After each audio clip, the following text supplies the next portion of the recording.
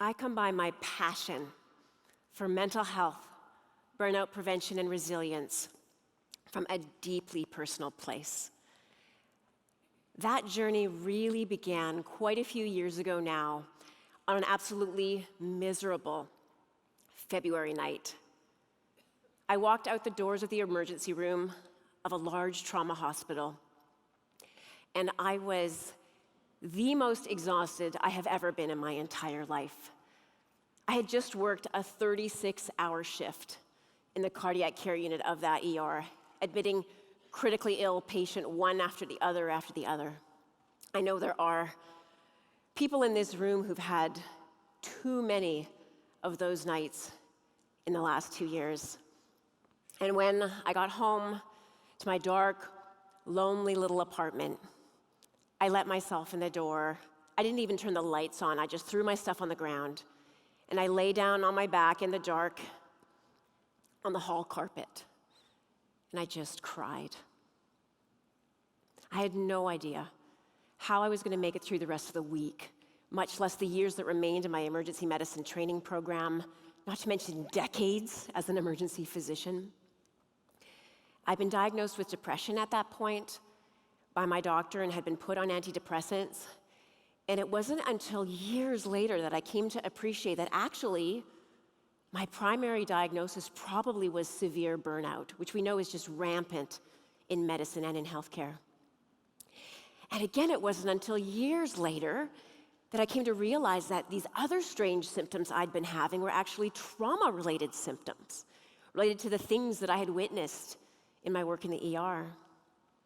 And even though I was a doctor at that point, I did not fully understand what was going on with me. All I knew was that I just couldn't keep going. And as I lay there, I started to contemplate quitting the ER, and then I started to think about quitting medicine entirely. And then my thoughts got even darker. And I started to think about how I might be able to actually just quit the planet that night. And at the very moment that I started to have those thoughts, the phone rang. And it amazes me to this day that in the state of mind that I was in, first of all, that I would even answer the phone. And also, this predated my iPhone being surgically attached to my body. So I had one of those phones that some of you might remember. It had a really, really long cord and plugged into the wall. And remember, it was dark. But I somehow got to the phone before it stopped ringing. And when I picked it up, it was someone who had never called me before. Her name is Karen, and as far as I know, she's still an attending physician at that very same ER. But at the time, she was one of the chief emergency medicine residents. And the more that I learn about leadership, the more that I appreciate what a brilliant natural leader Karen was. She was keeping a very close eye on us, and she had called to check in on me. And it's probably been never more important than now that we check in on our colleagues, that we check in on each other. There's a pre-pandemic study from EY that showed that just the very simple act of checking in on someone, if you're that person who gets checked in on, whether it's a text or an email saying, "Hey, how are you doing?" from a colleague, not only does that make you feel significantly more connected to your organization, but it also significantly enhances your sense of belonging. And for humans, our sense of belonging is so profoundly important for our overall resilience. So Karen was doing that for me. Now, unfortunately, I totally lied to her when she asked me how I was doing. I had a reputation to protect. I had spent an entire lifetime cultivating this facade that I was completely perfect, completely in control, with absolutely no signs of weakness. Also, the ER, particularly the residency program, was an extremely competitive, very intense environment. There were only a few women. So there was no way that I was going to tell Karen what was really going on. So I said, haven't slept in years, stressed out of my gourd, but no different than anybody else. But thank you so much for checking in. How are you doing? And Karen, again in her brilliance, she just kept really kindly, gently talking to me, asking me about different things. And eventually she shared that the resident who I had heard of, who had taken her life a few years prior, Karen told me that that had happened when that resident was in her cardiac care unit rotation in her second year of the program, exactly where I was. And she said, I'm going to ask you one more time, Susan, are you really okay? And that mask that I had worn forever just finally shattered into a million pieces. And I actually told someone other than my doctor what was going on, because no one knew, not even my family. And I was sure at that moment when I told her that this life that I had constructed would just come crashing down around me. But as the conversation progressed, I started to get the strangest, most extraordinary feeling that in some remarkable way, my life was getting put back together, that I was going to be put back together. And Karen was so great. She said, I could tell that something was wrong. And she said, I've actually been authorized to give you a stress leave, and I really recommend that you take it. And I had no idea there was such a thing as a stress leave. And she also said, if you decide when you get back that you want to continue with this program, we will get you all the way through to the other side. We will make sure. And support, even just the perception of support, is also so profoundly important to resilience and burnout prevention. I'll talk about that in a moment. And I've never forgotten that Karen said that. It meant so much to me. But then she said, while you're on your leave, I want you to do something for me. I want you to think about who you actually are. Like, what gifts and talents do you actually want to use in the world, and what do you actually want your life to be like? And it's very important that I point out at this stage that I was in completely the wrong place. I am the last person who should ever be an emergency medicine physician. I panic under pressure, and I can't stand the sight of large amounts of blood. For real. Like, there were some incidents where thankfully they had a chair there that was actually meant for family members, so I had somewhere to sit. It's not good. And a lot of people come to me. I've been executive coaching for quite a while now, and a lot of people come to me because of my story, because they want help quitting their jobs or transitioning to a new career entirely. And it has been fascinating to watch what happens over the years, because most people that come to me are actually just severely burned out. And when we work on initiating changes in their workplace and changing how they relate to their work, their boundaries, how they think about work, and how they take care of themselves, I'm still amazed every time. The majority of the people that I work with end up not quitting their jobs. It was the burnout that was making them feel that way. So I took my stress leave. I came back. I did resign from my residency. I got my license to practice medicine in the community, which I did for 20 years. And I embarked on this incredible adventure that I never would have believed ever would be possible in that darkest of moments, lying on the floor. If you are in one of those dark places right now, do not believe the things that your brain may be telling you about the future, that it's hopeless, that nothing's ever going to change. That is not true. And that's part of why I put this picture up here. And I embarked on this adventure, first of all, wanting to learn everything that I could about big picture, whole human mental health and resilience for myself, so I would never, if at all possible, end up in that same place again. And then the more that I learned, the more that I decided that I wanted to make it my entire life's work to help as many people as possible not end up where I did. So let's talk about burnout. I'm not going to get into a whole lot of numbers because they vary from study to study, and everyone in this room knows that burnout is very significant in healthcare. It is in all sectors right now, and it refers to something very specific, actually. The word gets thrown around a lot. I started talking to doctors initially about burnout back in 2008, and 2019, I was so excited. I still remember the day when the World Health Organization officially added burnout syndrome to the International Classification of Diseases, the ICD-11.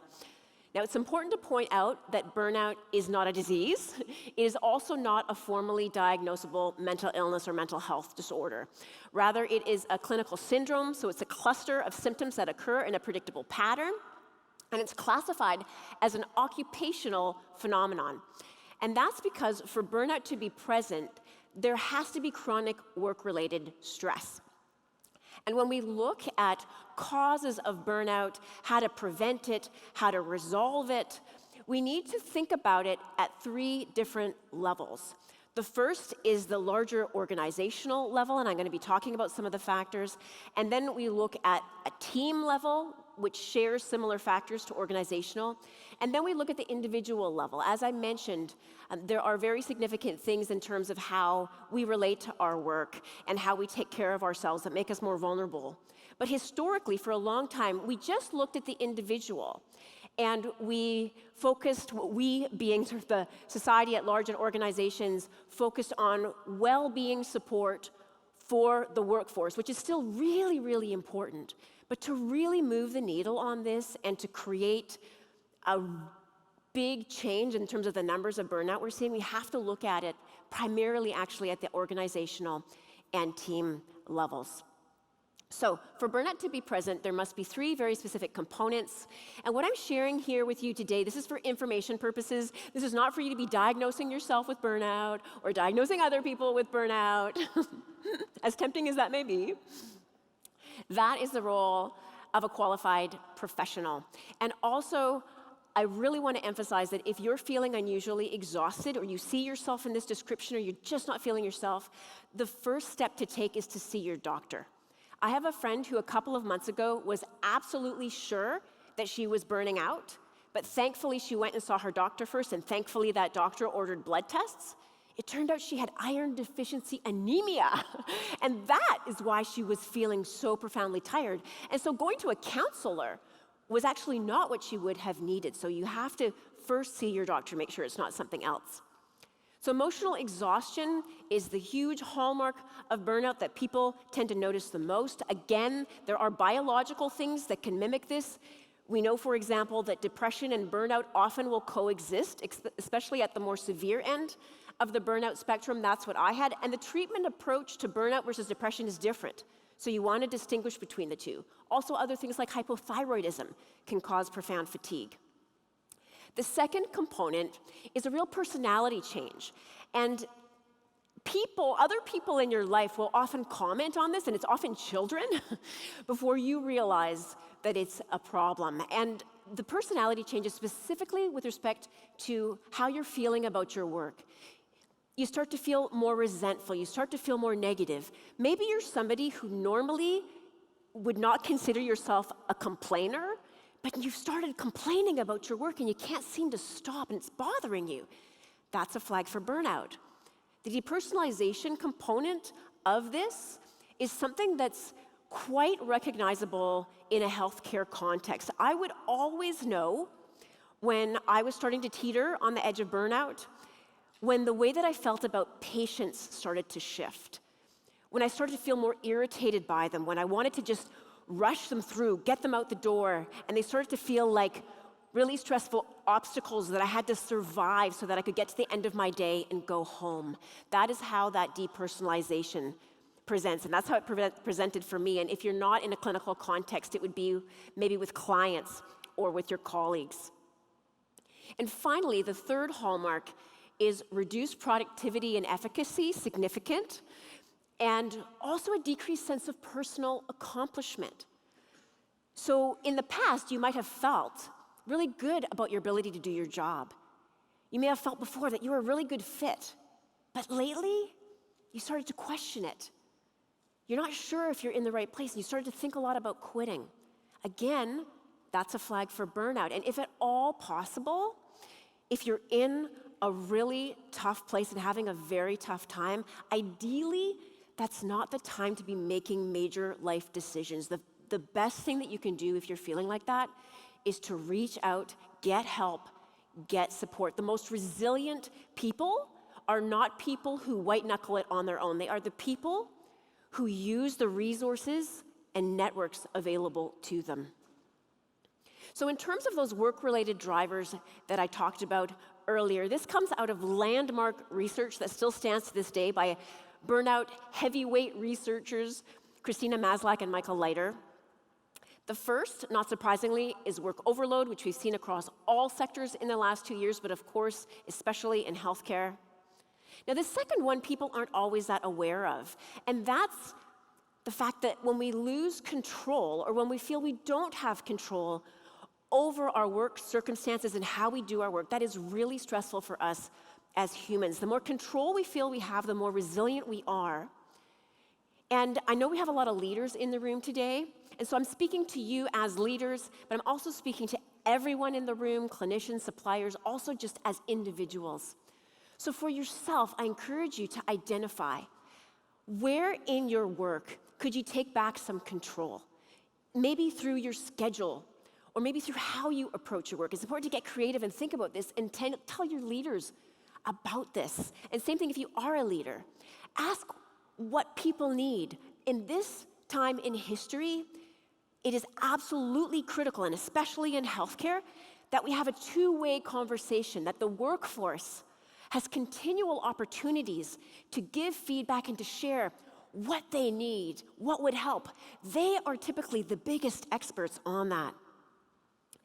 And also, insufficient rewards are a big risk factor for burnout. When we hear the word rewards, we often think finances, but actually, the thing that makes people most vulnerable is if they don't feel recognized and appreciated for their work. That is actually one of the major factors that's driving the Great Resignation. And what I love about this piece of information is that it's actually one of the simplest things to turn on its head and to do the opposite. And something that I want to give you as a piece of homework, I'm going to give you 2 pieces of homework right now. The first is for yourself. Whenever someone thanks you, recognizes you, or you have a win, no matter how small, it is critical for your own well-being, especially if you're having a tough time, that you let that land. Don't keep powering through your day. Take a moment. Let it really land. Feel how it feels to be appreciated, to be recognized, to have a success. And for every single person in the room, we all play a role in the culture of our organization. I loved what Joe talked about a moment ago. Here's your homework. Going forward, anytime you have a positive thought about a colleague, you notice something that they did really well, there's some quality about them that you really appreciate, do not keep it to yourself. Let them know, and even better, let them know in front of other people. It is truly like giving people a vaccination against burnout. It is so powerful and it's so simple. Of course, anytime there are workplace community problems, that's really hard on people, whether it's incivility and toxicity or lack of support, even if it's perceived lack of support. I mentioned that earlier with my story with respect to Karen. And so for yourself, think about what kind of support would be most helpful to you, and let people know. You may not be guaranteed to get it, but if you let somebody know, the odds are that you'll be far more likely to get it than if you hadn't said anything. And same thing, leaders, offer instrumental support to your people. Ask them what kind of support they actually want. And we know that helping to increase people's knowledge, helping to increase their skills in skills that are actually relevant to them, that they appreciate and grow in, and also mentorship. These things are powerfully protective against burnout. Now, emotional support, like Karen did for me, I mentioned earlier the research that says how powerful it is to just simply ask someone how they are. It doesn't even have to turn into a huge conversation. And also, vulnerability is so important. And of course, you want to do this within your own comfort level and within your own context that you understand. So it's a very personal decision, but it's a real gift to other people to share how you are, especially if you're having a tough time. And we know for leaders that if you're vulnerable and real and humble, people will be much more loyal to you, and they'll also be more likely to stay in their jobs. And finally, Joe mentioned psychological safety. This is profoundly important. It's something I'm so excited about as the conversation around this increases. And what that term actually means is that together, every single one of us, we can help to create an environment in our workplace where people are safe to admit mistakes. They feel safe to ask absolutely any question. They feel safe to be themselves, to be vulnerable. And this is also incredibly powerful. There was a study from Google that they analyzed hundreds of high-performing teams, and they identified that the number one quality of the highest performing teams, far and away, was this psychological safety piece. It wasn't credentials, it wasn't skills, it was that the people felt psychologically safe, and that brought out their absolute best work and teamwork. Of course, anytime there's unfairness or inequality, that's really hard on people. And one of the positive things that has come out of the last 2 years is that DEI has really come to the forefront to be healing some of these longstanding issues. And then anytime you have a conflict between your personal values and the requirements of your job or a situation in your job, it creates something called moral conflict or moral distress, which proceeds to moral injury, which I'm sure many of you have heard of.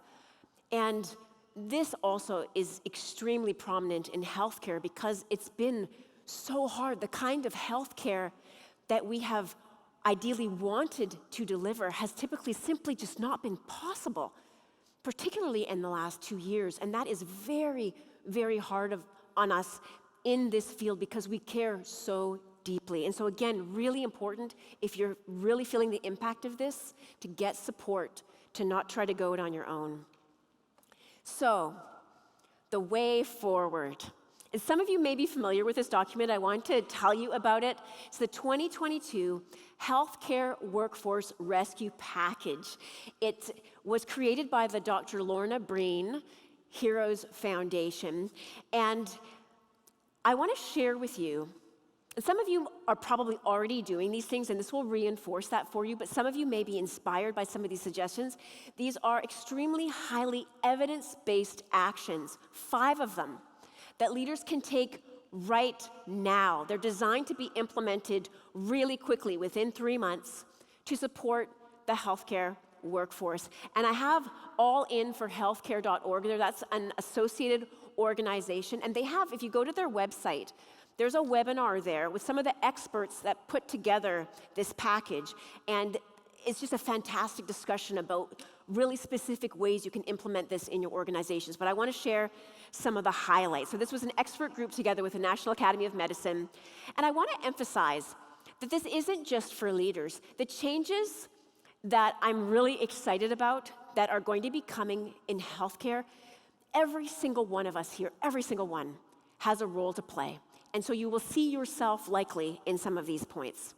So the first is we need to adjust expectations. These are non-normal times. We need to think about policies and standards and ways of doing things. And we need to ask the workforce, what are some of the things that are in place that just aren't working, that make your jobs harder, that you would be so happy if we took away? We want to give that flexibility and autonomy to clinicians and all staff. That's that control piece I mentioned.